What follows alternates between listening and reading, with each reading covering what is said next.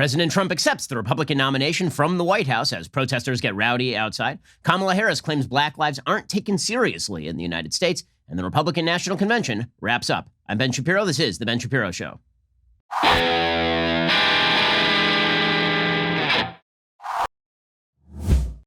The Ben Shapiro Show is sponsored by ExpressVPN. Your data is your business, protected at expressvpn.com/Ben. Well, before we get to everything else, let me just announce to you that my sleep lately, it has been disturbed by my small child. I have a very small child who's 6 months old, and she's not yet sleep trained. And that means I treasure the moments between the times when she is waking up and bothering us in the middle of the night because I'm on that Helix Sleep mattress. It's a Helix Sleep mattress made just for me. Helix Sleep has a quiz. It takes just 2 minutes to complete, matches your body type and sleep preferences to the perfect mattress for you. Whether you're a side sleeper, hot sleeper, whether you like a plush or a firm bed, with Helix, there's no more confusion, no more compromising. Helix Sleep is rated the #1 mattress by GQ and Wired Magazine. CNN called it the most comfortable mattress they've ever slept on. All you have to do is head on over to helixsleep.com/Ben, take that 2-minute sleep quiz. They will match you to a customized mattress that'll give you the best sleep of your life. It's excellent, okay? I have a Helix Sleep mattress again. I value it greatly at this time, not only because it's hard to sleep generally, but also because I got a kid waking me up in the middle of the night. So in those moments when I'm not awakened by my child, I need a personalized mattress. Helix is offering up to $200 off all mattress orders for our listeners. Get up to $200 off at helixsleep.com/Ben. Again, that's helixsleep.com/Ben. Go check them out. helixsleep.com/Ben for up to $200 off a mattress that is custom made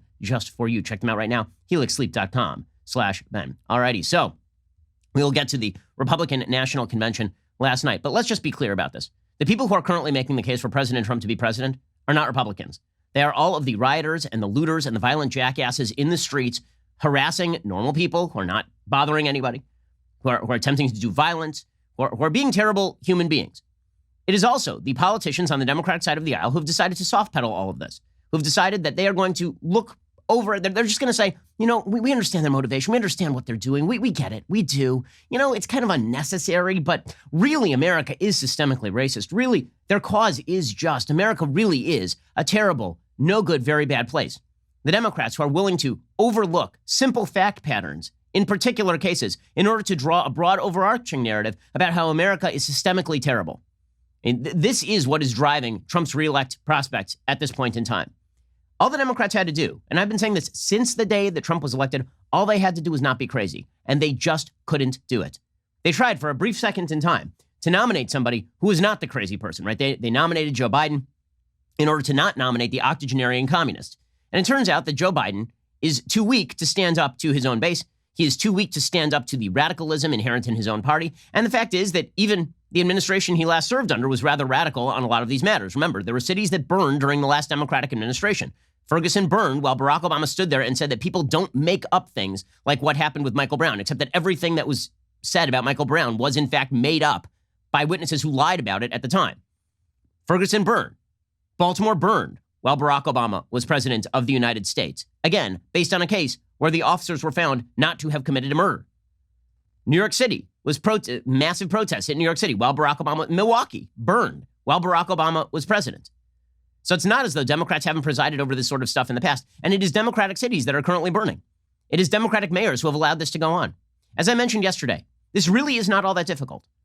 Government has one job, protect your rights. And the minute that you say that the cops have to be pulled out of areas where they are protecting law-abiding citizens from criminals and villains, the minute you say that the cops are the bad guys and the criminals and the villains are the good guys, you have lost the thread. Well, the Democrats have lost the thread. And not only have they lost the thread, they've decided to reject reality. They completely reject it. Reality is no longer of consequence in too many parts of the Democratic Party. And this is how you end up with the notion in the Democratic Party that facts are secondary to narrative. So there's more information now coming out on this shooting of Jacob Blake in Kenosha, Wisconsin, which has led to these massive riots in Kenosha, Wisconsin, burning down of city blocks, right? While the Democrats said nothing about it all of last week. For the Democrats, it was all about America being systemically racist and evil and terrible and no good and very bad. But no real harsh words for the rioters and the looters. Even Joe Biden's tepid little statements about how it's unnecessary violence. It's unnecessary. Why is it unnecessary? According to Joe Biden, it's unnecessary because, well, you know, you can use the political process to elect people like Joe Biden. But if Donald Trump were to win again, then the threat of fascism is on the horizon, in which case, presumably, it's necessary. There's a rather open extortion tactic that is being used by Democrats these days that is extraordinarily ugly. I've yet to see a Republican riot. Okay, like in the modern era, have you seen Republicans rioting? I'm old enough to remember when they were calling Tea Partiers terrorists for standing there with American flags and playing corny songs and wearing hats with the brims not properly bent. Right? That they were terrorists. The Tea Party were bad guys. Not one incident of serious violence at a Tea Party protest. Not one. Okay, now you have nearly every BLM protest breaking out randomly, apparently, into some sort of riot or looting as soon as the curfew hits. And yet we are being told that these are the best among us. This is the kind of protest that America stands for. But you know what? You really shouldn't get too violent because after all, you can just elect Joe Biden, this octogenarian 50-year politician who's not accomplished anything of major consequence in his career, except for the only thing that he actually did was a criminal justice bill that lengthened sentences that he now says was a bad idea. So all of this has come to a head in the last week and a half. You can see the shift in the narrative because Democrats are starting to realize that this is extraordinarily damaging, like seriously, seriously damaging to their electoral prospects. In Wisconsin particularly, rural Wisconsin is going to show up and vote now. Rural Minnesota and Minneapolis are going to show up and vote now. There are a lot of people who weren't going to show up and vote because they were alienated by Trump's personality, and the DNC banked on people being alienated by Trump's personality. That was the DNC's entire pitch. There's nothing there about what they were actively going to do. They ignored their own agenda. It was all about how Trump was a bad, mean, orange, bad man. Well, guess what? Trump can be a bad, orange, mean, bad, orange man. But when people are watching cities burn, and when they are watching suburbs being invaded by rioters and looters, and we saw that in Seattle last night, when they see people walking through the streets of major cities and being harassed and harangued by protesters getting directly in their face, when they're watching people being punched in the head for no reason other than their political perspective, when they see that, they go, okay, so you're telling me that because Trump is vulgar and a boor, and because he does things I don't like, that I'm supposed to vote for people who incentivize this sort of extortion? Americans resent being extorted. They resent the electoral extortion that is now being effectuated upon them by the Democratic Party. And again, the Democratic Party is going full scale with this sort of stuff. They really are. They are ignoring fact patterns in order to propagate a narrative they think will be electorally valuable for them, that will drive out what they think will be minority voters to the polls. I think it's going to backfire in a pretty significant way here. They're ignoring fact patterns. There's new information on the Jacob Blake shooting, as I mentioned. Here's the new information. This is according to the Wisconsin DOJ investigation. Quote, after the initial attempt to arrest Mr. Blake, Kenosha police officer Rustin Shesky deployed a taser to attempt to stop Mr. Blake. When that attempt failed, Kenosha police officer Vincent Arenas also deployed a taser. However, that taser was also not successful in stopping Mr. Blake. Also, Blake admitted he had a knife in his possession. On the tape, by the way, one of the cops can be heard shouting, "Drop the knife." Okay, but apparently fact patterns don't matter. They literally don't matter. We've been told by top-level Democrats that the facts of these cases do not matter because the overarching narrative is all that matters. And when you ignore the facts in order to preserve an overarching narrative that ends with riots and looting, when you soft-pedal the riots and the looting, Americans are going to resent it. For example, here's Wisconsin's lieutenant governor yesterday. He literally said we don't need an investigation into this case. This is Lieutenant Governor Mandela Barnes, Democrat of Wisconsin.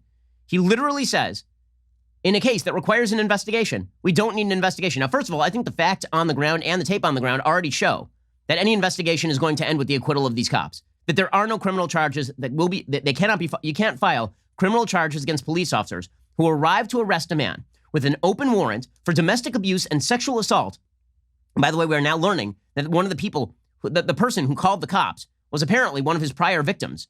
Okay, and he showed up at her house. And that's why she called the cops. The cops show up. He resists arrest. He is tased twice. He ignores their orders. He gets up.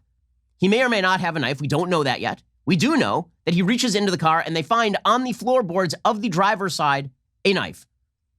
Okay, I am sorry. There is no circumstance whatsoever under which these cops are convicted of anything. It's just not going to happen. But according to the Democrats, not only should these cops be convicted, you don't even need an investigation. The facts literally don't matter. Here's the lieutenant governor of the state of Wisconsin claiming that we don't need an investigation to determine that this was not only a bad shooting, but a racial shooting. So they haven't established that it's bad. They haven't even established that it's racially motivated. They haven't established one iota of this stuff. All that matters is the overarching narrative. As long as Democrats propagate this stuff and then riots break out in the streets and they poo-poo it, Americans are not going to vote for this. They are not. Okay, here's Lieutenant Governor Mandela Barnes. As the governor said, DCI's investigation is ongoing, but we don't need an investigation to know that Blake's shooting falls in a long and painful pattern of violence. And this is a pattern of violence that happens against Black lives too often across this country. And as you all know, we saw even more gun violence unfold on Tuesday night when 2 protesters were tragically killed and 1 other injured by gunshots. Okay, we don't need an investigation, and I'm going to give you the exact reverse of what happened. Okay, when it comes to the quote-unquote protesters who were shot and killed, the tape shows them attacking the person who did the shooting.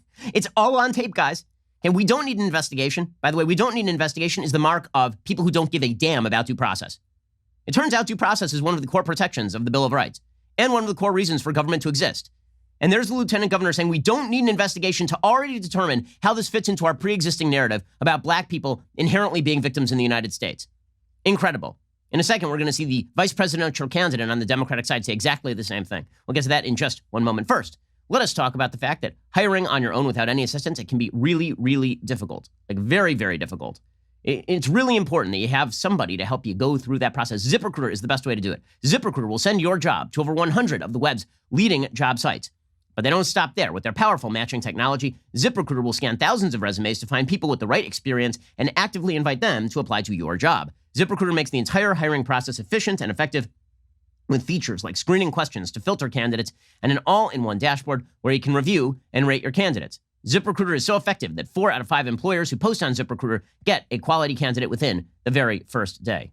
So let's say that day after day after day, your producer, let's call him Colton, for example, he suggests guests that are just like, why would you possibly suggest that this person would make a good guest? Why? And let's say you decide to book somebody else who'd be better at booking guests, like a one-armed monkey or something. But you can't find a one-armed monkey, so where do you go? You go to ZipRecruiter.com. Right now, to try ZipRecruiter for free, my listeners can go to ZipRecruiter.com/dailywire. That is ZipRecruiter.com/DAILYWIRE. ZipRecruiter.com/dailywire. ZipRecruiter is indeed the smartest way to hire. ZipRecruiter.com. Alrighty, so it was not just the Wisconsin lieutenant governor who says we don't need an investigation. It was Kamala Harris, your former prosecutor. Right? Now, it seems to me that if you're a former prosecutor, you should be responsible enough to say, we might need an investigation before we prosecute somebody. But Kamala Harris, let's throw them all in jail, Kamala Harris. She says we don't need an investigation. We should just charge the officer in the Jacob Blake case. We should just charge him. No investigation necessary. Now, let me just take it with a grain of salt, because Kamala Harris is an awful human being who literally has suggested that cops murder people when the murder not only has been investigated but debunked. She literally tweeted out last year that Michael Brown was murdered. Michael Brown, the 18-year-old who attacked a police officer, reached into his car, fired the police officer's gun, tried to run away, turned around and charged the police officer and was shot for his trouble. That is according to 2 separate state prosecutors. That is according to the Obama Department of Justice. Kamala Harris said he was murdered. So here's Kamala Harris ignoring the requirements of due process, ignoring the notions of individual justice, ignoring the belief that facts matter, in order to preserve the narrative that black people are inherently put under the knife in the United States of America circa 2020. And then you expect people not to riot? You expect people not to loot? Here's Kamala Harris doing this routine. Is there a scenario in which that officer would have been was justified in firing his weapon? Craig, I don't see it, but I don't have all the evidence. The man was going to his car. He didn't appear to be armed. And if he was not armed, the use of force that was 7 bullets coming out of a gun at close range in the back of the man, I don't see how anybody could reason that that was justifiable. Do you think the officer should be charged? I think that there should be a thorough investigation, and based on what I've seen, it seems that the officer should be charged. Oh, well, so there should be a full investigation, but also he should be charged, which means you don't need the investigation, do you? She could just say there needs to be a thorough investigation. That could be the end of the sentence. Could it not? There needs to be a thorough investigation. But we've already been told by the lieutenant governor of Wisconsin, you don't need an investigation to determine what happened. And there's Kamala Harris suggesting we need a thorough investigation. I don't see a circumstance. By the way, we already know there was a knife on the floorboard of the car. We already know that is the case on the driver's side. Okay, it's not all the way in the back. It wasn't in the trunk or something. We know there's a man with an open warrant for sexual assault and domestic abuse with 3 kids in the back of the car. He has resisted arrest. He's been tased twice. He walks away from the police officers after bucking them off his back. And the idea is what? The cops are supposed to let him go with 3 kids in the back of the car? But don't worry, Kamala Harris has it all covered. Has it all covered. Now, here's the thing. Democrats don't have to do this. They don't have to soft pedal the violence. But they do because they're enthralled to their woke base. And the woke base is not, in fact, black Americans. The woke base is not black Americans. See, this is the great misnomer. is that if you keep saying stuff like this, you're going to drive black voters to the polls en masse. You're going to get the Obama coalition of 2008 back together. When Democrats refuse to condemn the violence in the streets, when Democrats soft pedal it, when they say things not like it's a moral blight, what is happening right now, it is vicious and evil, what is happening right now, when they refuse to condemn this in stark terms, when instead they say things like, well, it's unnecessary, or we condemn violence on all sides. Right? I'm old enough to remember, by the way, when it was considered insufficient, rightly, for the president of the United States to say about Charlottesville that there were bad people on many sides. There were bad things happening on many sides, on many sides. That was his original statement. It drove a lot of ire, including from me. Go back and listen to my podcast that day. Hey, Joe Biden is saying exactly the same thing now. He refuses to condemn the violence and the looting that is springing directly from Black Lives Matter protests. He's refusing to. The Democrats are refusing to. You know why? It ain't. It is not because they are enthralled to black Americans. It is because they are enthralled to white woke liberals who feel more virtuous by condemning the United States, by dissociating from the history, culture, and philosophy of the United States of America. They don't have to do this. You know how I know they don't have to do this? Because there's a courageous man. His name is Representative John DeBerry. He's a Democrat from Tennessee. And a few days ago, he made a speech. And his speech, he talked about how he had grown up in Jim Crow America and how the rioters and the violent looters and all of these garbage human beings are in fact garbage human beings. And he named it and he shamed it in stark terms. He is a Democrat. He is a black Democrat, by the way. The notion that black Americans are desperately in favor of people rioting and looting and burning down largely black communities, by the way, is insane. The Democrats have decided to rally around this flag because here's the problem. There are three visions of the United States that are currently on the table. Vision number one, the United States is an incredible place with an incredible founding philosophy. We have not always lived up to that founding philosophy, but working within the system of that philosophy and within the constitutional system, we can effectuate change that reaches toward the perfection of the ideals of the Declaration of Independence. Right? That is one vision of the country. In my book, How to Destroy America in 3 Easy Steps, I term this the unionist vision for the country. Then there's the disintegrationist vision of the country. The disintegrationist vision of the country says America is steeped and rooted in evil. The founding principles are wrong. They were a lie when written, as the 1619 Project says, and they remain a lie today. They were but pretty words slathered atop a base of racism and white supremacy, and that we need to destroy the system from within. This is the Ibram X. Kendi anti-racist notion, that in order to be anti-racist, you have to destroy the entire system. The Democratic Party wants it both ways. So the Democratic Party wants to argue, along with the disintegrationists, that America is indeed rooted in foundational racism, bigotry, homophobia, sexism, and all the rest, just like AOC says. But we should also work within the system. The problem is that once you have granted the premise to disintegrationists who wish to effectuate violent means, then you're just arguing over means. You're not arguing over core philosophy. Now, the Democrats, many of them would like you to believe that they actually agree with the unionist vision, that America's founding philosophy is good, that you can work within the system. But then they refuse to condemn the violence because, in essence, too many of them agree with the fundamental premise of the rioters and the looters, which is that America is so evil, thoroughly, rotten stem to stern, they just got to blow up the boat. It's the only way. So if you're just arguing whether to blow up the boat or whether you should put us in charge of the boat, that's going to be a difficult case to make. And that is why you're seeing Democrats be so ginger about all this. Now, again, you don't have to do this if you actually believe in the country. In a second, I'm going to show you a Democrat who believes in the country, a black Democrat from Tennessee who believes in the country enough to condemn what's going on. Meanwhile, Joe Biden won't. We'll get to that in 1 second. First, let's talk about a truly meaningful gift that you can give to somebody you care about or to yourself. I am talking about paintyourlife.com. You can choose from a team of world-class artists and work with them until every detail is perfect. Here's how it works. You get a hand-painted portrait in about 3 weeks. You send any picture, yourself, your kids, family, a special place, cherished pet. You can combine photos into one painting, and then you choose the artist, and then they will help you along with the process. I've done it myself. They send you updates. You can make changes to it. And by the way, it's guaranteed, because if you don't love the final painting, your money is refunded. So sitting above our mantelpiece in our main room right now is a giant painting from Paint Your Life of me and my wife and 2 of our 3 children. So it's about time to update that since we have a tiny little one who's extraordinarily cute. So we're going to head back to paintyourlife.com. At paintyourlife.com, again, there's no risk. If you don't love the final painting, your money is refunded, guaranteed. Right now, it's a limited time offer. You get 20% off your painting. That is correct, 20% off plus free shipping. To get the special offer, text the word Ben to 64,000. That is Ben to 64,000. Again, text the word Ben to 64,000. Paint your life. Celebrate the moments that matter most. Really amazing gift.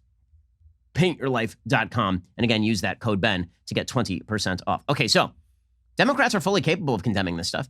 Here's Representative John J. DeBerry Jr., Democrat from Memphis, from the state legislature. Okay, this is from August 12th, talking about the violence.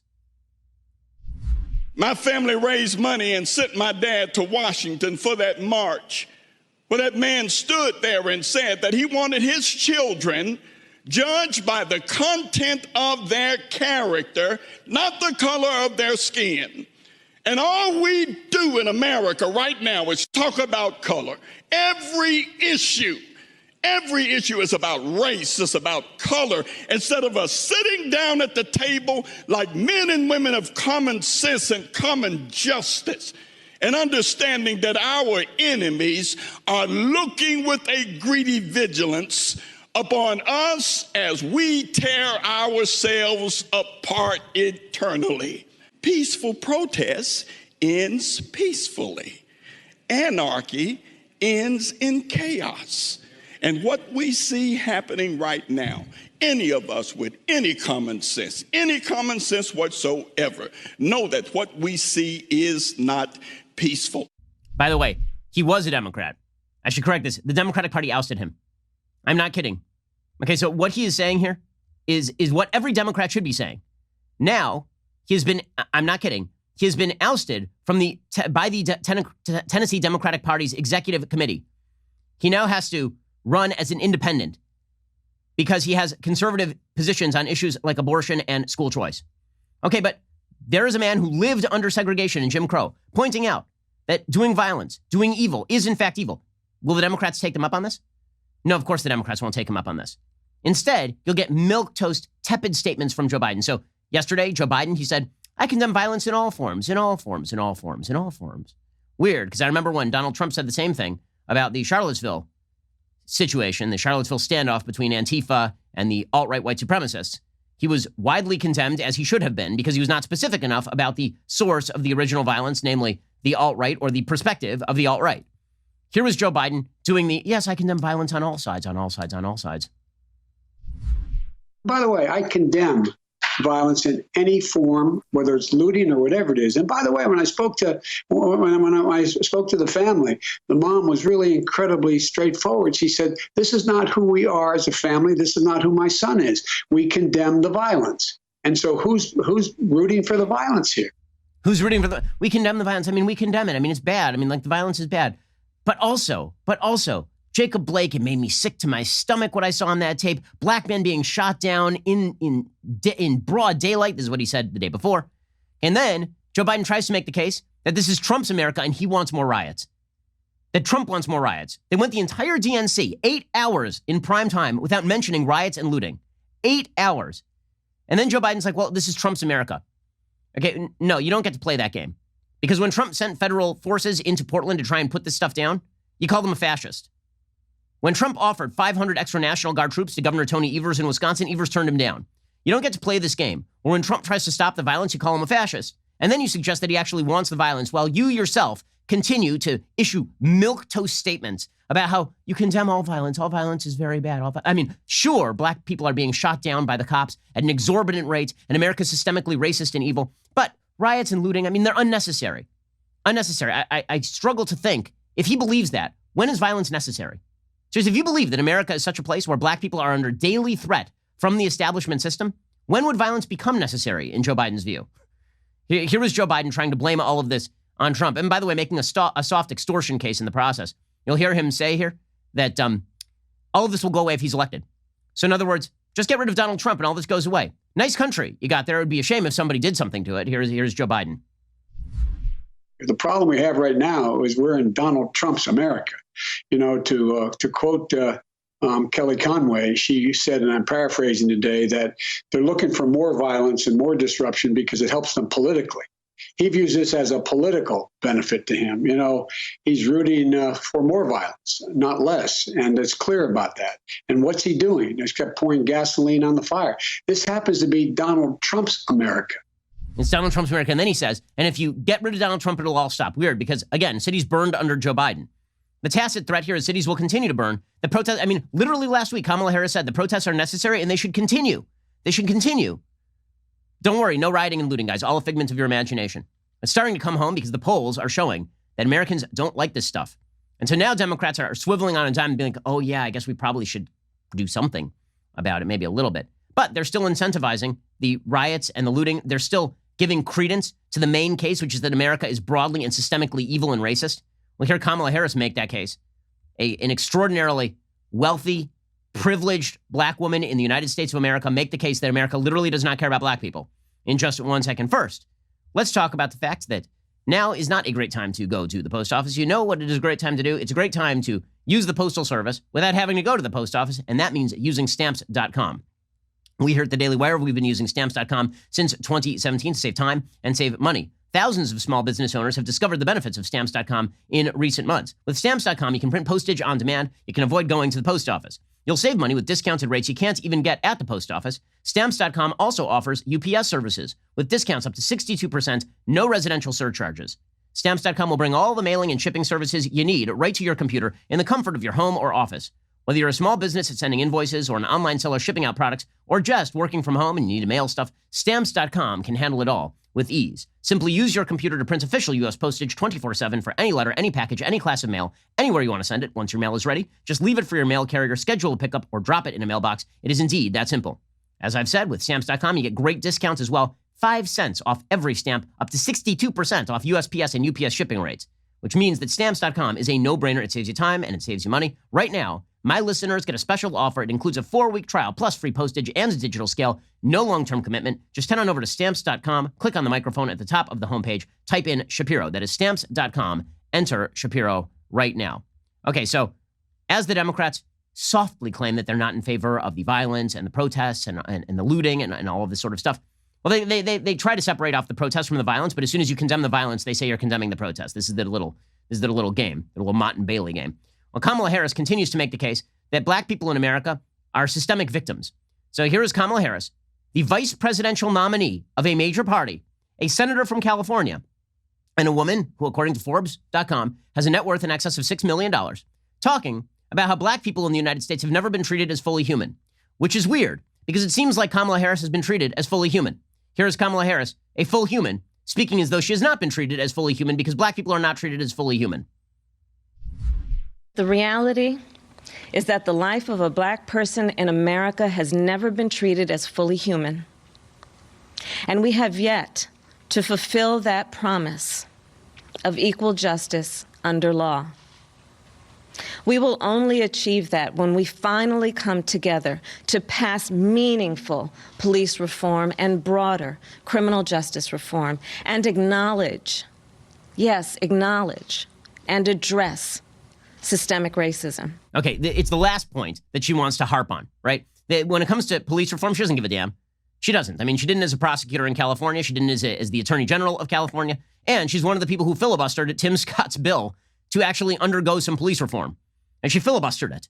So what she actually cares about is we have to acknowledge systemic racism. Now, here's the game. The minute that you say, okay, you're not defining your term, but all right, they say, okay, well now we require this commitment from you. A, B, C, D, and E. None of them have to do with actually militating against inequality. None of them have to do with effectuating greater rights for black Americans. All of them have to do with an explicit political agenda for the Democratic Party.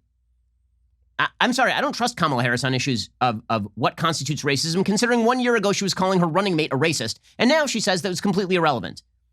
For Kamala Harris, as with so much of the Democratic Party, charges of racism are merely a tool to be used in order to blow up obstacles in your way, namely people you don't like. And the minute they become allies, well, you just forget about all of that. And so, the predictable result of all of this is that people are emboldened to engage in all sorts of awful behavior because things aren't cooling down, are they? Now, I was informed that Joe Biden is so powerful in his verbiage alone that in his very persona, he can calm the waters. After all, he's proposed zero actual effective policy when it comes to any of this stuff. He has talked about, if not quote unquote, defunding the police, shifting funds away from the police and towards social workers, right? He has, I love the semantic games that are played here. The Democrats say, defund the police. And then people are like, that sounds like a terrible idea. Like, well, we don't actually mean defund the police when we say defund the police. All we mean is shift funding away from the cops and toward other social services. And then you say, okay, but that sounds like defunding the police because you're actually taking funding away from the police. Like, no. So why did you say defunding the police in the first place? Well, that's what we mean by defunding the police. This is all gaslighting nonsense. And so this is the Democratic Party does not have an agenda here other than to use the animus and the rage in the streets as a weapon against the American public and say, okay, well, if you want this to stop, all you got to do is check on this dotted line right here. Just punch this Chad right here, and all this can end tomorrow. Okay, so all of this results in increased violence around the country. Seattle, the violence continued to rage last night. A Seattle mob actually went to private homes last night, which is always a great look. The Seattle mob went out to the suburbs, and they tried to find the head of the police union, and they literally marched up to people's houses and threatened them. So you can see this tape, a woman literally walking up the front steps to somebody's private home. Really classy stuff happening here. And nobody should feel threatened, after all. I mean, this is all just the best among us. I mean, I've been told by Barack Obama these protesters are the best among us. Okay, speaking of the best among us, protesters went out to Lafayette Park last night because President Trump was speaking from the lawn of the White House, and we'll get to President Trump's speech. We'll get to the legality of it. It is legal. We'll get to the image of it and all of that. Don't worry, we'll get to the RNC, because all of this is the lead up to the RNC. As I say, the real RNC was not the RNC. The real RNC was the Democrats tutting violence, rioting, looting, badgering and harassing of innocent Americans in the streets. Every one of these people, if they vote, will be a Biden voter. Every single one of them. Okay, so if that is the case, if that is the case, then that was the real RNC. I said yesterday that I would just make night 4 of the RNC a live stream of what was happening in Kenosha. Okay, you could have just live streamed Lafayette Park. That would have been just as effective. We'll get to what was happening in Lafayette Park in just 1 second. First, let's talk about antiviruses on your computer. So right now, there are these very sophisticated viruses that are popping up day by day that are designed to steal your data or harm you. This is why you need PCmatic. It's a next-generation antivirus designed to stop modern threats like ransomware. There's an independent testing firm named AV-Test. They just named PCmatic as the top performer in the cybersecurity industry. They gave it the Best Performance Award for 2019. Only PCmatic has American research, development, and support. PCmatic's competition is foreign-made, often in countries where malware originates. PCmatic blocks annoying, malicious ads for hassle-free web browsing. They make your computer faster and more reliable, even after years of use, and they will protect Windows computers, including XP Vista, Windows 7, 8, and 10, Windows servers, Macs, MacBooks, Android phones, and tablets. PCmatic. It's just $50 for 5 devices for 1 year with a full 30-day money-back guarantee, so you can try it out, see how it works for you. If you act right now, PCmatic has offered my listeners a free month of security protection with the purchase of an annual license. You got to protect your data. There's just too many people who are out there to steal it. To access this offer, go to PCmatic.com/Ben. Again, to get world-class security that keeps your computer running great, go to PCmatic.com/Ben. That is PCmatic.com/Ben, the best antivirus on the market. PCmatic.com/Ben. In just a second, we're going to get to the events in Lafayette Park last night because, again, this was the contrast. You want the contrast? You got the contrast. We'll talk about that in a second. First, it is that glorious time of the week when I give a shout out to a Daily Wire member. Today, it is Sarah O'Connor on Twitter, who understands the right way to prep for continued scholastic success and also how to fight the Terminator. In the pick, Sarah is getting ready to enjoy a bowl of cereal while happily holding the world's most elite beverage vessel. The caption reads, starting off the new school year right with a nutritious breakfast of assorted grains and leftist tears, courtesy of the most glorious drinking vessel. Thanks, Daily Wire, for all the work you do. Hashtag Daily Wire, hashtag leftist tears, Tumblr, hashtag Trump 2020. Awesome stuff. Keep that routine up. And I promise you will increase your GPA. Well, if I can't promise that, at least I promise that you will be fortified for whatever comes next. Thanks for the picture. Good luck with your studies. Also, tonight, we will be holding one of our celebrated Daily Wire backstages, award-winning, the awards given by me. Last week, we covered all aspects of the DNC, both the hilarious and the depressing, and then we argued for like half an hour behind the paywall about regulations on social media. This week, we'll be recapping all the best moments of the RNC, and I'm sure we will be talking about the riots in the streets. Join me, Andrew Klavan, Michael Knowles, and Jeremy Boring tonight at 4 p.m. Pacific. Do not miss it. You're listening to the largest, fastest-growing conservative podcast and radio show in the nation.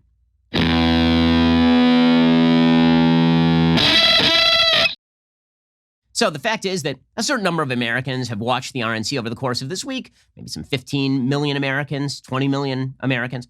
Certainly not half of Americans, but all Americans are pretty well aware of what's going on in the country thanks to the interwebs. The media tried to black out the riots and the looting. They've tried to pretend for literally months on end that this stuff has not been going on. I'm old enough to remember when they declared that what was happening in my home city of Los Angeles was quote-unquote mostly peaceful protests, while they literally curfewed the city at 7 p.m. every single evening, and in Beverly Hills at 1 p.m. so rioters and looters could go around shattering windows and threatening people.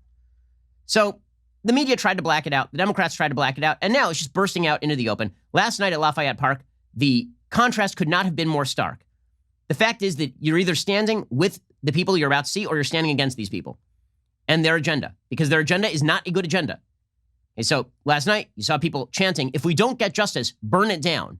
If we don't, and they're standing, by the way, outside St. John's Church, the church they tried to burn down. These protesters, rioters and looters. And we saw this happen not that long ago. Well, there they were outside the church again, being like, you know what? If we don't get what we want, we're burning it down.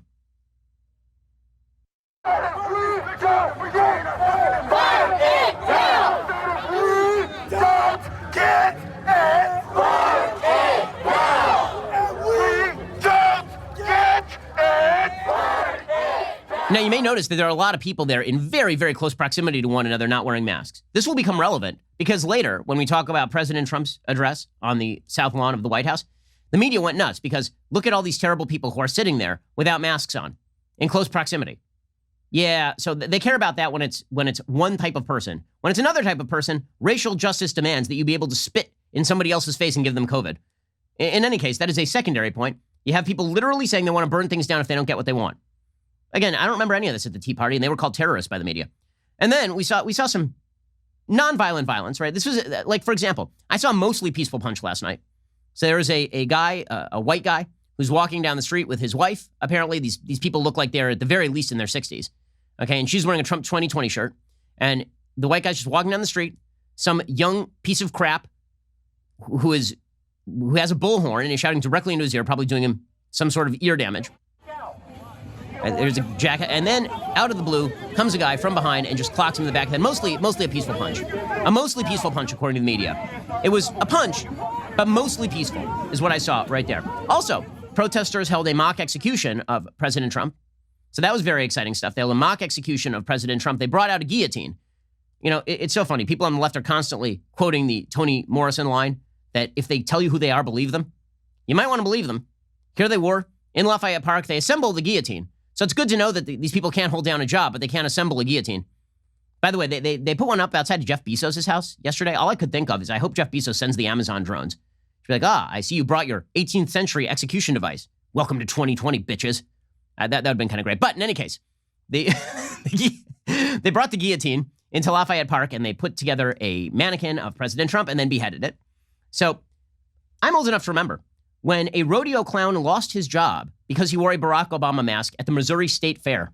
And the entire media were like, America is systemically racist because a rodeo clown wore a mask of a president. By the way, that rodeo clown had worn masks of other presidents as well. Didn't matter. He was fired from his job. But mock executions of Trump right outside the White House, no problem. Meanwhile, the crowd was surrounding Secret Service agents and threatening them. So that was exciting as well. They were standing right outside the fence, and they were really on top of the Secret Service agent. They were trying to open this so they could get the Secret Service agent inside. You can see them crowding him, trying to prevent him from moving.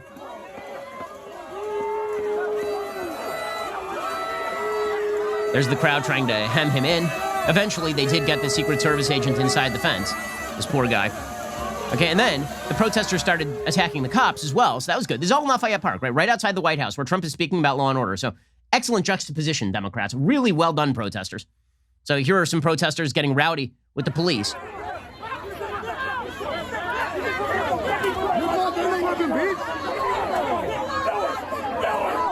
You can see people trying to kick the cops, people trying to fight the cops. One of my favorite aspects of this particular tape is if you continue it long enough, you'll actually see a white lady screaming at a black officer, which is always my favorite, is when you see a Karen screaming at a black officer about systemic American racism. So lots of good stuff happening last night in Lafayette Park. And then this progressed into, after the RNC, after Trump made his speech, a lot of the people who attended that were walking outside the White House on the street. And many of these people are older folks. They're all dressed nicely because they were just at the White House. And you see these pieces of human crap who are standing outside and flipping the bird and harassing and getting up in the faces of elderly people who are just walking out of the White House trying to leave. So you see a young guy who is screaming at people. You see a young woman running up to this elderly couple and screaming at them at the top of her lungs. People being harassed and jeered. And there you see a man. That guy's got to be what, maybe 23, 24? Double birding, throwing a double bird to like that lady's got to be 75, right? Some 75-year-old woman throwing the double bird to her. Really a classy look, by the way. And then you see that here is a couple walking down the street, more people being harassed. Mr. Ager, how do you feel about the killing of black individuals in the United States? Mr. Ager, how do you feel about the killing of black individuals within the United States? How do you feel about the killing of black individuals in America? Put your hands on me again, I'll f you up.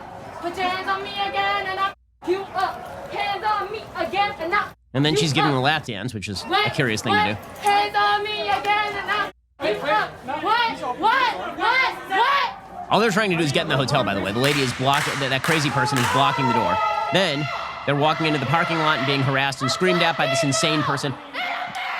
Forget about jailing that lady. Jail her parents. I don't know where the hell her parents were when she was growing up. But that trust fund kid, that white trust fund girl, I have a feeling they should have cut off that trust fund long ago. So people acting like complete pieces of crap, harassing people who are just trying to get back to their hotel, getting in their faces. You think this is a good look?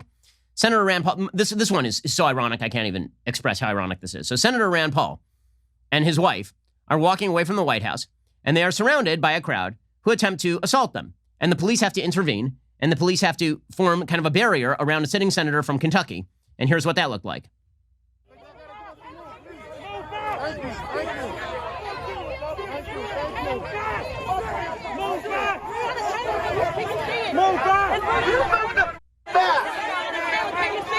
This is the United States of America, by the way. Sitting senators being surrounded and harassed.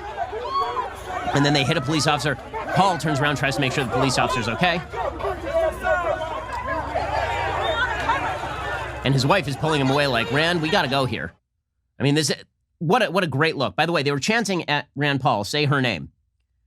Rand Paul is the lead sponsor and creator of the Justice for Breonna Taylor Act. I'm not kidding you. Because Rand Paul is a libertarian, he wants to ratchet down police presence. Okay? Rand Paul's Justice for Breonna Taylor Act, literally an act named after Breonna Taylor, is about abolishing no-knock police raids. But they're screaming at him, say her name, because they don't give a damn. These people don't give a damn. They don't give a damn about legislation or about making the country better or even about policy. This misnomer that they care about making the country better in any way. Has anything in the country gotten better since the BLM protests started? Name the thing. I keep saying this. Name it. I'm waiting. What got better? Did race relations get better? Do people feel more warmly about one another? Do people feel more racial solidarity? Do people feel like the problems of the United States are being healed, or are they being exacerbated? And meanwhile, the Democrats said nothing about any of this for a full week, and they let cities burn, and Portland burns, and Seattle burns, and Chicago burns, and Washington, D.C. burns. I mean, what in the hell? Okay, so this was the juxtaposition. And by the way, you want to know how you can tell that nobody gives a damn about actually doing good or the agenda here? And how this is just propagandistic, sloganeering nonsense? So this clip is notable only for what the protester keeps shouting in the face of a sitting representative from Florida. So there's a representative named Brian Mast, and protesters confront Brian Mast, and they start screaming at him. What do you think about the police shooting black people? He says, well, anytime somebody is wrongfully shot in the United States, that's bad. He said, but what about police shooting black people? And he says, well, anytime people are shot wrongfully in the United States, that's bad. Yes, but what about police shooting black? See, the premise is that you have to acknowledge, against all available evidence, that the police are disproportionately shooting black people, that black people are the victims of the American system, and that if you fail to acknowledge this openly, even if you say that you want justice for everybody who is mistreated in the United States, that's not good enough. You have to accept the fundamental disintegrationist premise that America is, was, and always will be a horribly racist place until you tear down all systems. Here is that in a ridiculous 30-second nutshell. How do you feel about police killing black people? More wrong to take anybody's Black rights people. away. That all lives matter. Isn't it? Right. Black people. Everything. But they haven't taken yours. Do you feel about police murdering black people Anybody in this murdered country? is wrong. Anybody. How do you feel Black people. about And the police question is about murdering black people. black It's people about in black this people. country? Anybody murdered. It's about black people. And So you if I say black Steven, person? we're talking about Steven. Me, How do you feel about Steven? I don't know Steven, but if they kill Right, him so how do you feel about a black person? That would be We're very wrong. specific. That would be wrong. Okay, so he's literally calmly just saying that it would be very wrong if a black person is murdered wrongly. And they're like, doesn't matter. What do you say about police shooting black? Because again, the facts don't matter. The stats don't matter. The only thing that matters is the overarching narrative, a narrative that the Democrats keep backing. And they cannot find a way to thread this needle. They cannot. Because in order to make the case that you ought to give them power and they'll fix it from within the system, you also have to make the case that the system is worth upholding, and they cannot make that system. Ibram Kendi has made it impossible to make that case. Robin DiAngelo has made it impossible to make that case. Either the system is so thoroughly corrupt, it cannot be shored up from the inside and needs to be torn down, in which case rioting and looting are a natural outgrowth of that program, or the system is inherently good and worthwhile upholding, in which case your entire premise that America is a bad place and a systemically evil place is not true. Okay, and this is the problem. Democrats cannot face this down. They cannot, or at least they are unwilling to do so. So that brings us to the RNC last night. And the great theme of the RNC last night was indeed that the Democratic Party has been taken over by the radicals. They didn't even need to make the case. The case was right out there in the open. Right? The case was pretty clear because all you had to do was look at that tape from Lafayette Park where innocent people who are just walking away from a political event are being harassed. Let me note, let's assume for a second that instead of Black Lives Matter protesters and rioters and looters, that the people we were actually looking at were alt-right people standing outside a Biden campaign rally, harassing people as they went outside. Do you think that we might have a conversation with every single Republican about disassociating from the movement? Every single one? Do you think maybe they'd be made to answer for this sort of stuff? And yet, will an establishment Democrat be asked to disassociate from this sort of stuff? Will they be asked, do you agree with the Black Lives Matter organizational agenda? Will they be asked, do you believe that the system is worth preserving when you say that the system itself is systemically racist? Well, no one will be asked this question because, of course, the media believe the same thing that many of the protesters believe. They're just arguing at this point over means. They're not arguing over ends. And so long as you're arguing over means, not ends, there's a Bolshevik versus Menshevik fight. Okay? And that is a real problem for the United States. It would be better if we had two parties that actually believed in the inherent goodness of America rather than apparently only one party that still cares about the inherent goodness of the United States. So that was the theme of the convention last night. It was a very clear theme. It was made clear most obviously by Ann Dorn. So we've only been allowed to talk about, you want to say his name? Say the name David Dorn. Right? How many of these protesters know the name David Dorn? The answer is none. Okay, David Dorn is an actual victim of violence. David Dorn is an actual victim of undeserved violence. He is not a person who resisted arrest and then went to his car and reached into the car and there was a knife on the floorboards. He is not a person who tased two police officers. He is not a person who attempted to resist arrest or was in the process of committing a crime. David Dorn was a person who was defending private property and he was murdered on the streets and no one gives two damns in the media. David Dorn is not a household name the way that any of the other household names you know are household names. His wife, Ann Dorn, spoke at the RNC last night, and she says, I relived the horror. You need to stop these riots. We need more David Dorns. That is correct. This is correct. And this was the theme of the RNC last night. I relive that horror in my mind every single day. My hope is that having you relive it with me now will help shake this country from this nightmare we're witnessing in our cities and bring about positive, peaceful change. In a time when police departments are short on resources and manpower, we need that help. We should accept that help. We must heal before we can affect change, but we cannot heal amid devastation and chaos. President Trump knows we need more Davids in our communities, not fewer. I'm old enough to remember when this was a bipartisan concern. In fact, I'm old enough to remember in my dim memory, because I was 10 years old at the time, when people like Joe Biden were backing exactly the kind of stuff that Ann Dorn is saying, that we need more people like David Dorn in our communities, not fewer, that the police are not the bad guys. They're the ones standing between the bad guys and you. I'm old enough to remember when the Democratic Party had Sister Soldier moments, when Bill Clinton stood up and he said, advocating racial violence is a mistake. It's wrong. It's bad to do. I'm old enough to remember that. Are you? If you aren't, maybe you should wonder what happened to the Democratic Party such that they are having such a damned difficult time saying that rioting and looting are wrong, that America is actually a fundamentally good place. Now, Joe Biden will say it in his acceptance speech at the DNC. He'll say it because he'll lie to you that that's the program of the Democratic Party. Just as I said last week when we covered the DNC, there was a fundamental disconnect between what was happening at the DNC in the non-primetime hours and what was happening at the DNC in the primetime hours. Right? During the non-primetime hours, they were removing God from the Pledge of Allegiance twice.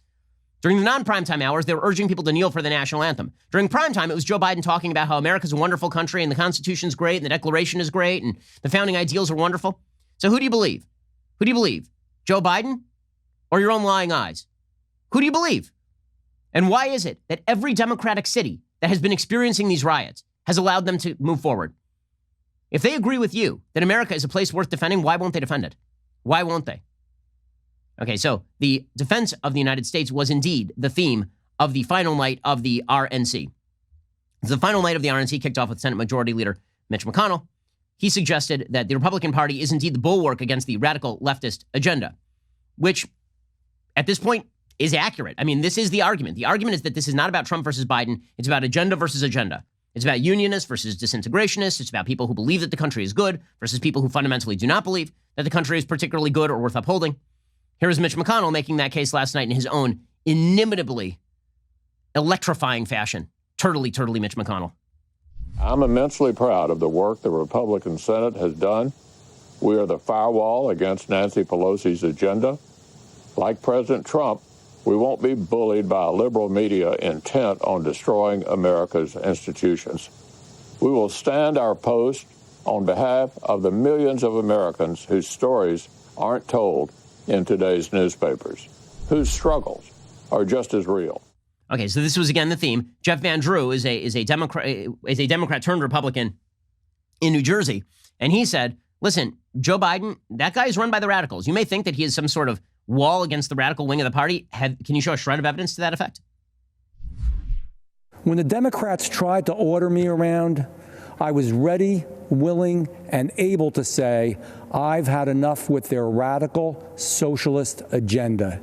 Do you really believe Joe Biden is ready, willing, and most of all, able to do the same? As Joe says, come on, man. Joe Biden is being told what to do by the radicals running my former party, the same radicals trying to install him as their puppet president. Okay, so this is the theme. Rudy Giuliani spoke. So Rudy did not, in fact, speak about Ukraine or impeachment or anything like that. He focused in on what he was best at, which was stopping crime in New York City. The reason that Rudy Giuliani was considered America's mayor was not just because of 9/11. It's because he took a city in complete disarray in the early 1990s and turned Times Square from basically a seedy hotspot where you picked up prostitutes into Disneyland in the middle of New York City. He took it from one of the least safe cities in the United States to one of the most safe cities in the United States. And he says, listen, don't let Democrats do for the country what they are currently doing to all of America's major cities. New Yorkers wonder, how did we get overwhelmed by crime so quickly and decline so fast? Don't let Democrats do to America what they have done to New York. It is clear that a vote for Biden and the Democrats creates the risk that you will bring this lawlessness to your city, to your town, to your suburb. Okay, and he is not wrong about this. There is tape from Seattle of people going into the suburbs. There was tape from Kenosha of people talking about walking into the suburbs. Okay, this is ugly, ugly stuff, and the Republicans are right to harp on it. Dana White, who's the head of the UFC, he spoke at the 2016 convention for Trump. He's friends with Trump. He spoke again in 2020, said, you got to stop demeaning the police. The police are, in fact, the solution to this problem. They are not the problem.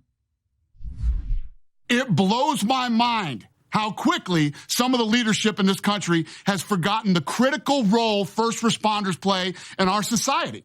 Police departments and other law enforcement, even some fire departments, have faced opposition from many in this country.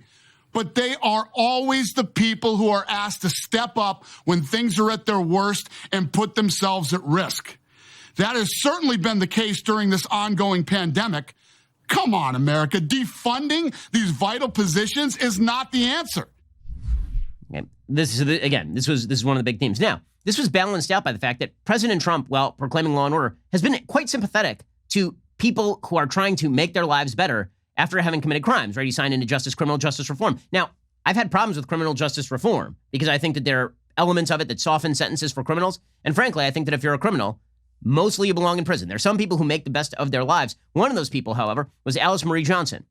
She gave a very powerful speech last night in which, Trump pardoned her, and then he signed into law the criminal justice reform bill. Alice Johnson spoke at the RNC last night, and she pointed out that under Joe Biden's bill, she went to jail, and Donald Trump saw her as a human being who had decided to make the best of her life. When President Trump heard about me, about the injustice of my story, he saw me as a person. He had compassion, and he acted. Free in body thanks to President Trump, but free in mind thanks to the Almighty God. I couldn't believe it. I always remembered that God knew my name, even in my darkest hour. But I never thought a president would. Okay, so all of this was very good stuff at the RNC last night for President Trump. Tom Cotton played attack dog last night against Joe Biden. He says, while Democrats are encouraging people to take a knee for America, it's not time to take a knee for America. It's time to stand up for America and pledge allegiance to America. Again, this is a message that Republicans should be hammering on. China's not giving up. In fact, they're rooting for Joe Biden. America's other enemies won't give up either. But Joe Biden would be as wrong and weak over the next 4 years as he has been for the last 50. We need a president who stands up for America, not one who takes a knee. A strong and proud America is a safe America, safe from our enemies and safe from war. Okay, so this is the overall message of the RNC over the last 4 nights, right? Touting some of the stuff that Trump has done on the record, pushing on the notion that the Democrats have backed, again, a narrative that really tears the country apart. So how have the media responded to all this? So there were 2 big media narratives last night as all this was unfolding.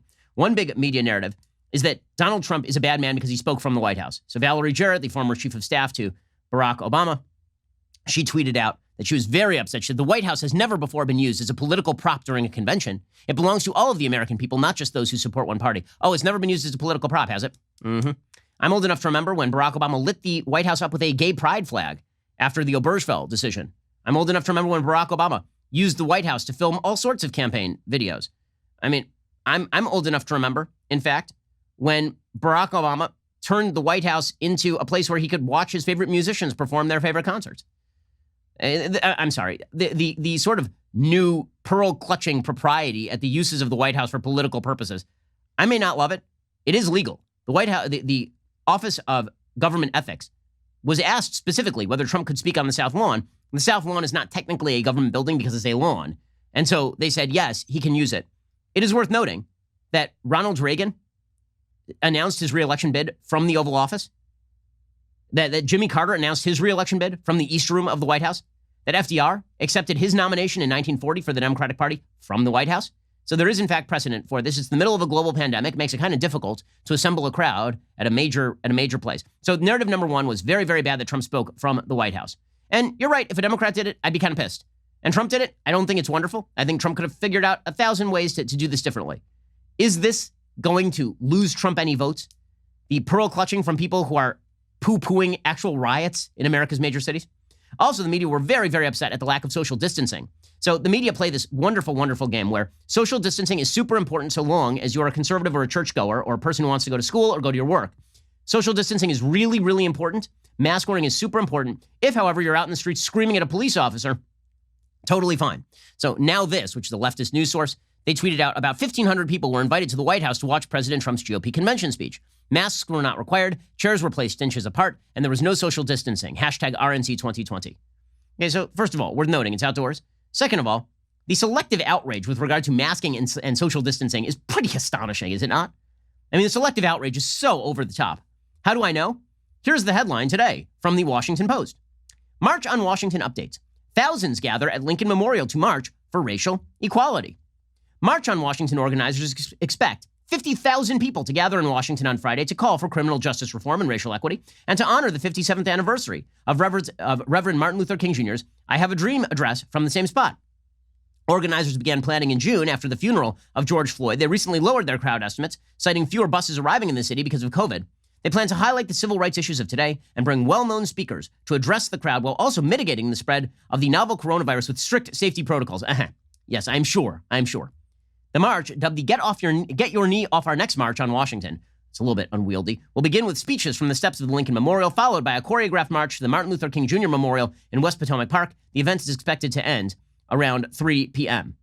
By the way, there are already pictures emerging. A lot of people are not actually wearing masks. A lot of people are grouped closely together, just like they were last night in the middle of these Lafayette Park protests. The media have nothing to say about that sort of stuff. So you know they're clutching at straws and they're looking for a counter-narrative when the best they can do is that. By the way, the best attempt at a counter-narrative was a woman named Andrea Bernstein from WNYC and ProPublica. Last night, Ivanka Trump spoke at the RNC, and it was, I mean, Ivanka Trump is fine. I don't know that she had anything special to say other than Trump is her dad. But Ivanka, at one point, was talking about her 3-year-old daughter making a Lego model of the White House. Here is what Andrea Bernstein tweeted. Quote, Ivanka Trump has tweeted a photo of her son, Joseph. Sorry, it's her son, 3-year-old, with his grandfather at the Resolute desk with the Lego White House. I've asked the White House if 3-year-old Joseph indeed built it of his own initiative and if he had assistance. We'll tweet reply when I get it. Wow. I mean, that is some intrepid Woodward and Bernstein level journalism right there. Did the 3-year-old build the Lego White House of his own initiative? Wow. They're on top of it, guys. So the counter narratives this morning are not enough social distancing at the White House. Also, bad for Trump to use the White House as a backdrop. Also, did Ivanka's 3-year-old son build his own Lego White House? Slow clap for our intrepid media. Slow clap for these people who continue to maintain without evidence that what happened in Kenosha in the shooting was a white supremacist who went there for blood, that cops are routinely out there waking up in the morning and killing black people, and that all of this is Donald Trump's fault. Really, these reporters, they are so good at what they do. Okay, so all of this brings us to Trump's actual speech. And so now, finally, I know, we're going a bit long here, but a lot of news.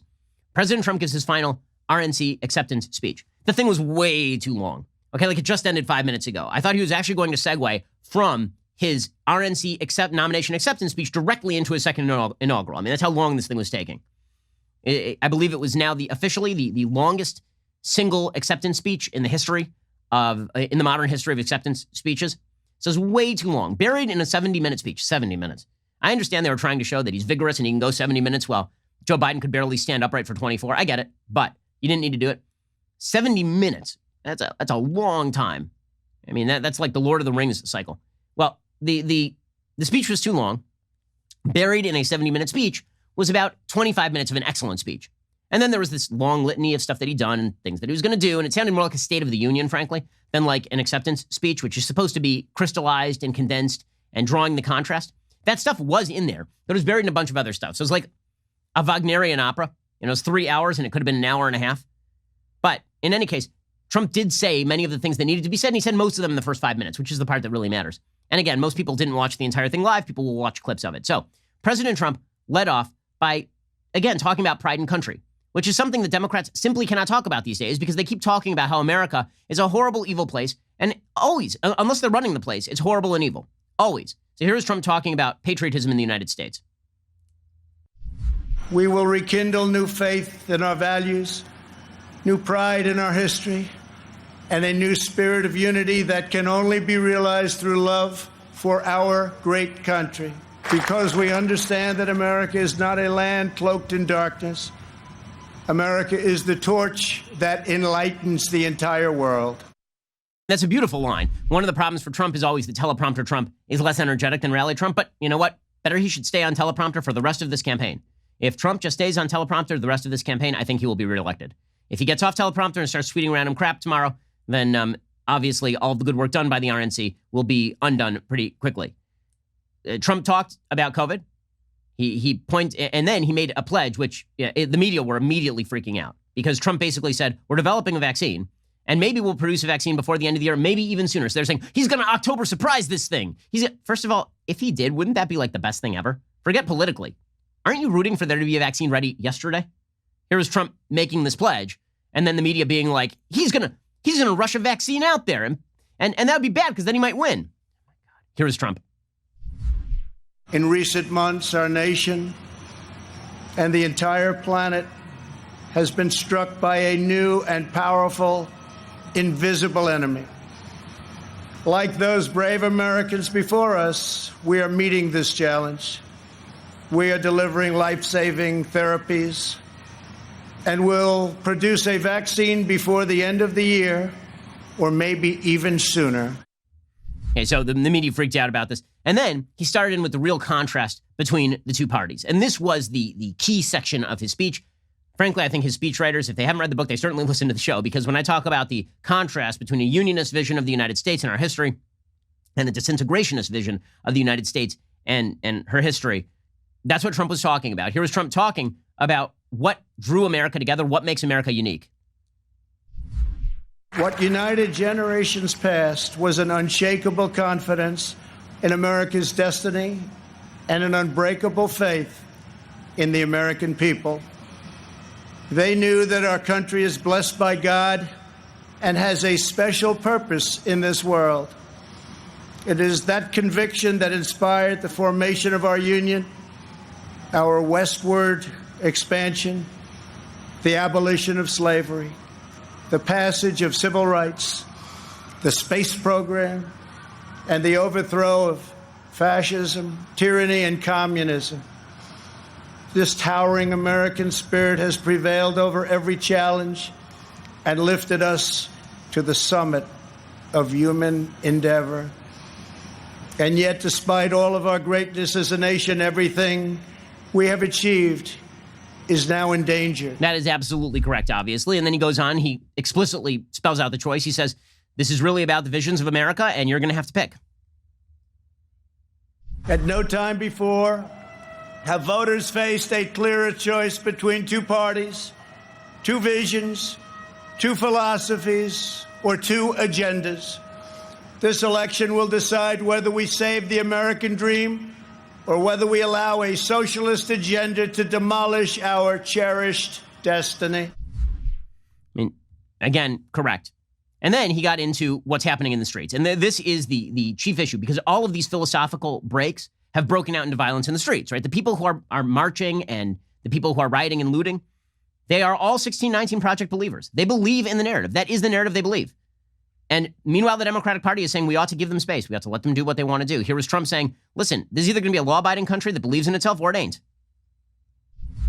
Your vote will decide whether we protect law-abiding Americans or whether we give free rein to violent anarchists and agitators and criminals who threaten our citizens. And this election will decide whether we will defend the American way of life or whether we will allow a radical movement to completely dismantle and destroy it.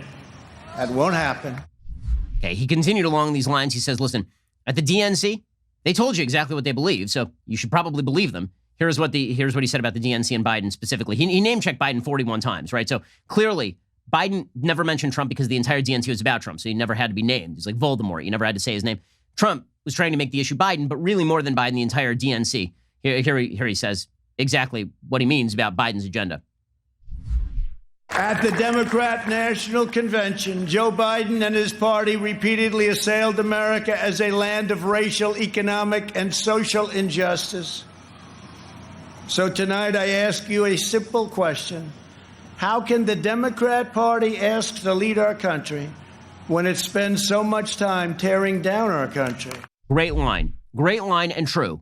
How do you expect to lead the country when you say that the country is bad? So you say, give us control of the system so we can tear down the system. But also, if you're trying to tear down the system from the outside, you're bad. Yeah, good luck with that. Good luck. And then Trump explicates this. He says, there's a difference of visions in what America means. In the left's backward view, they do not see America as the most free, just, and exceptional nation on earth. Instead, they see a wicked nation that must be punished for its sins. Our opponents say that redemption for you can only come from giving power to them. This is a tired anthem spoken by every repressive movement throughout history. But in this country, we don't look to career politicians for salvation.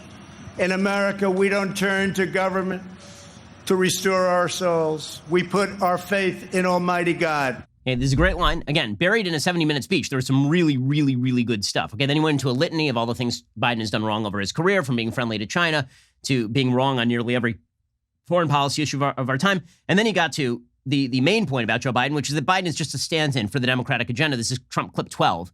This is Biden as a Trojan horse for socialism, a case that I've been making pretty regularly. Biden is a Trojan horse for socialism. If Joe Biden doesn't have the strength to stand up to wild-eyed Marxists like Bernie Sanders and his fellow radicals, and there are many, we see them all the time, it's incredible actually, then how is he ever going to stand up for you? He's not. Okay, that is exactly right. Okay, so a couple more clips of Trump here. So Trump 15, he points out, I mean, this is such a gaping hole for the Democrats. They went through their entire convention without mentioning rioting and looting and violence in America's cities once, because these are all Democratic cities. They are all Democratic cities. Here was Trump bringing this up. Very awkward stuff for the Democrats, so they're focusing in on Ivanka Trump's son's Lego set. During their convention, Joe Biden and his supporters remained completely silent about the rioters and criminals spreading mayhem in Democrat-run cities. They never even mentioned it during their entire convention. Never once mentioned. Now they're starting to mention it because their poll numbers are going down like a rock in water. It's too late, Joe. In the face of left-wing anarchy and mayhem in Minneapolis, Chicago, and other cities, Joe Biden's campaign did not condemn it. They donated to it. At least 13 members of Joe Biden's campaign staff donated to a fund to bail out vandals, arsonists, anarchists, looters, and rioters from jail. Actually correct. That is technically correct. Okay, and this is sort of his final and best line. Trump said, listen, if the Democrats want to stand with these people, they can, but I'm not going to. If the Democrat Party wants to stand with anarchists, agitators, rioters, looters, and flag burners, that is up to them. But I, as your president, will not be a part of it. The Republican Party will remain the voice of the patriotic heroes who keep America safe and salute the American flag. If he stays on this message, he's going to win. If he gets off this message, he's going to lose. It's really that simple. Okay, the convention concluded with this big fireworks show. So Joe Biden did this kind of tiny little fireworks show in Delaware, and Trump, everything is bigger and better and glitzier and ritzier. So he did this big fireworks show around the Washington Monument, and the fireworks actually spelled out Trump 2020, which is really Trumpy. I mean, that is super Trumpy. Just a big giant gold T appearing in the sky. This also prompted, there were pictures last night of the rioters and the protesters who are standing there flipping off the fireworks, because fireworks are also systemically racist. Alrighty, well, you now have your contrast. So now you get to decide, which America do you want? And we'll see whether Trump can maintain that message going forward. Okay, we'll be back here later today with 2 additional hours of content. Also, tonight we're doing a backstage, so we'll be discussing everything RNC and riot related, so stick around for that. You're listening to The Ben Shapiro Show. The Ben Shapiro Show is produced by Colton Haas. Our technical director is Austin Stevens. Executive producer, Jeremy Boring. Our supervising producers are Mathis Glover and Robert Sterling. Assistant director, Pavel Wydowski. Our associate producer is Nick Sheehan. The show is edited by Adam Sayevitz. Audio mixed by Mike Coromina. Hair and makeup is by Nika Geneva.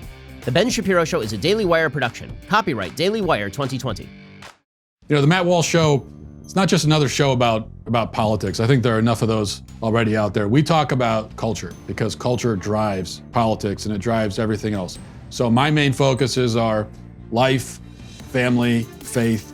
Those are fundamental, and that's what this show is about. I hope you'll give it a listen.